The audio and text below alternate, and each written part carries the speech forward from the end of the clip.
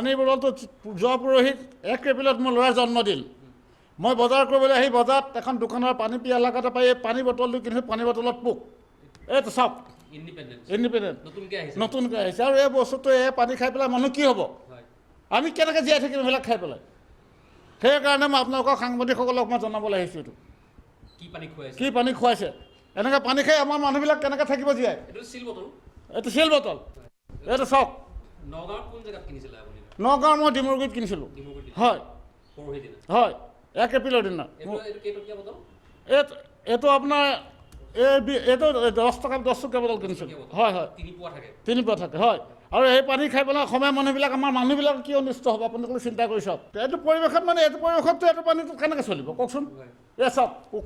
আৰু এইটো পানী খালে চাওক পানী কালাৰটো চাওক আপোনালোকে আমি বহুত পানী আহিলে আমি পানী পিয়াহত পানী খাওঁ কিন্তু এই পানী কালাৰটো আপোনালোকে চাওক এইটো কালাৰ পানী মানুহ খাব কেনেকৈ তাতে পোক ওলাইছে তাকে মই আপোনালোকক জনালোঁ এই বটলটো আপোনালোকক মই এই দেখা পাই আপোনালোকক জনালোঁ স্বাস্থ্য বিভাগ